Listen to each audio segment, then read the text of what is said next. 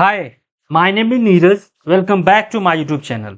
आज हम लोग बात करने वाले हैं पार्शियल क्लास के बारे में कि पार्शियल क्लास होता क्या है। सबसे पहले समझते हैं।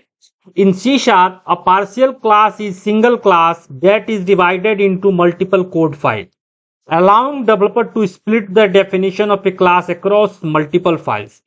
This can be useful for organizing large classes or for separating auto-generated code from manually written code. होता क्या है कि जब आप एक बड़े क्लास पे काम करते हैं तो वहां पे जरूरत पड़ती है कि बहुत सारा डेवलपर जो है काम करे। एक सिचुएशन ये होता है, एक सिचुएशन वो ये होता है कि मान लीजिए कि आप एक पर्सन क्लास पे काम कर रहे हैं तो आपको चाहिए पर्सन से रिलेटेड जो सेव लॉजिक है वो किसी एक फाइल में हो, ठीक है।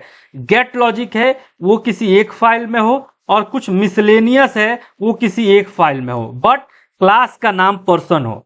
उस केस में हम लोग क्या करते हैं, सेव के लिए हमने बना दिया फाइल 1, ठीक है। गेट के लिए हमने बना दिया फाइल 2 और मिसलेनियस के लिए हमने बना दिया फाइल 3।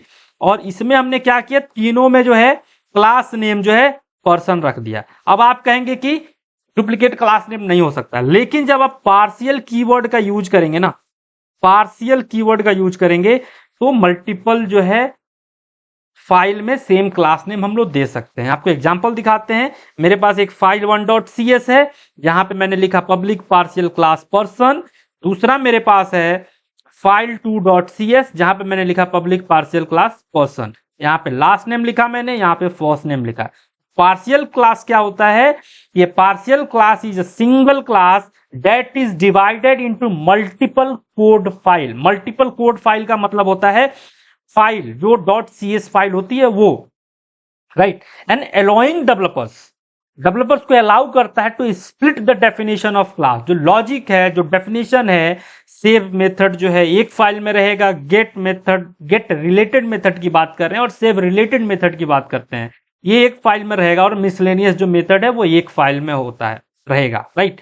तो allowing developers to split the definition of class across multiple files, this can be useful for organizing large classes or for separating auto generated code। अगर मैं रियल एग्जांपल आपको दिखाऊं तो मेरा विजुअल स्टूडियो आपके पास खुला हुआ है। स्क्रीन पे आपको दिख रहा है कि ये जो है program.cs फाइल है जिसमें मैंने लिखा पब्लिक पार्शियल क्लास प्रोग्राम, और ये जो है क्लास 1.cs फाइल है जहां मैंने लिखा पब्लिक पार्शियल क्लास प्रोग्राम। और इसको जब मैं बिल्ड करूंगा, ये देखिए रिबिल्ड ऑल सक्सीड हो रहा है। बिल्ड कर रहा हूं तो बिल्ड भी ऑल सक्सीड हो रहा है। इंटरनली क्या करता है, सेम क्लास के लिए 2 फाइल तो है, लेकिन जब ये क्लास जनरेट होता है तो कॉमन पैकेज, एक सिंगल पैकेज में जितने फाइल हैं, चाहे पर्सन क्लास के नाम से 10 फाइल बना लीजिए। मेरे कहने का मतलब है कि ये जो पर्सन क्लास है भले ही कॉमन रखिए 10 फाइल में, फाइल नेम अलग अलग हो, लेकिन जब ये प्रोजेक्ट कंपाइल होगा, बिल्ड होगा, तो ये जो 10 फाइल का जो प्रॉपर्टी होगा, जो फीचर होगा, वो कंबाइन होके पर्सन क्लास में आएगा और इसके ऑब्जेक्ट में सारी चीजें एग्जिस्ट करती हैं।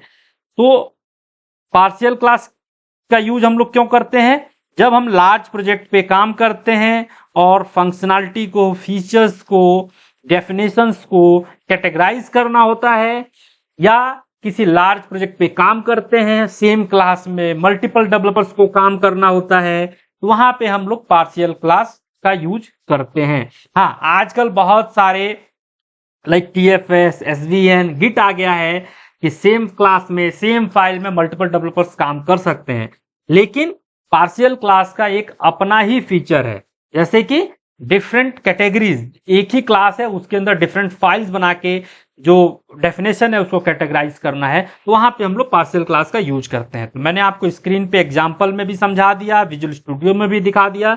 अगर आपको ये वीडियो पसंद आया है तो वीडियो को शेयर कर लीजिए, वीडियो को लाइक कर लीजिए, चैनल को सब्सक्राइब करके बेल आइकन प्रेस कर लीजिए। आज के इस वीडियो में इतना ही। Thank you very much.